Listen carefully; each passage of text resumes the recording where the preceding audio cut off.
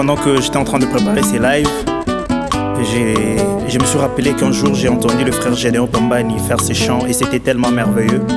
que je me suis dit bon, moi je vais pas le chanter, c'est lui qui va le faire. Frère Gédéon, à vous. Ngamoko nakoki te komema ekulusu se na nguya na Yesu ndinga nakoki ye iloba na yo bomoi efanda kati nanga etelemisanga ngwi natatola yo mokonzi ngamoko nakoki te komema ekulusu enga se na nguya na Yesu ndinga nakoki ye liloba na ya bomoi efandaka kati nanga zamalale etelemisanga ngwi natatola yo mokonzi Yesu kolo nanga yolongisi ngai mokili elongisi ngai satana elongisi ngai ekobo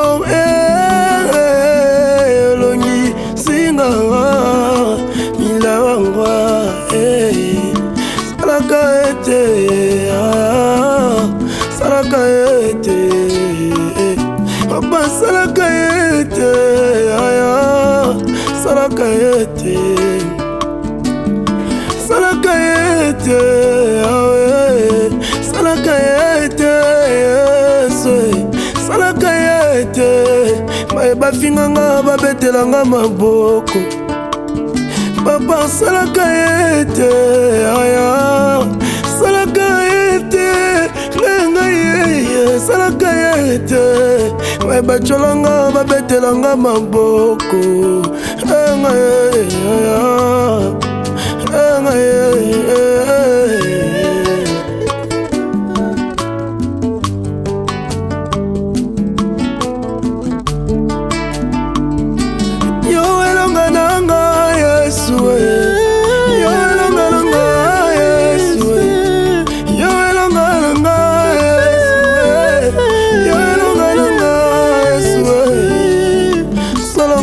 kita lelo yo pote yo mata na bomoi nanga salonga na kita lelo yo se yo mata papa mapasi nanga yo kita lelo yo pote yo mata papa apeka nanga yo kita lelo yo se yo mata akade nanga yo kita papa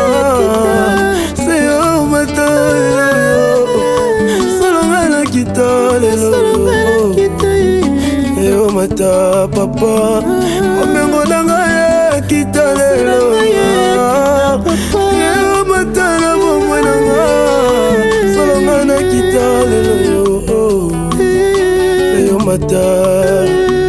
epai na yo kolo Yesu lobiko nanga itango nyonso epai na yo kolo lobiko nanga itango nyonso olongolingai na bomu nabenga misolo mwana Nzambe olongolingai na seliba nabenga misolo maye olongolingai chomere nabenga milelo travaillere yolongolingai na bomu nabenga misolo mwana Nzambe soki otiki ngai lelo Nzambe nani yango akokambanga akotiki ngai lelo Nzambe nani yango akokambanga papa bone nazalaka se na yo Yesu enga Yesu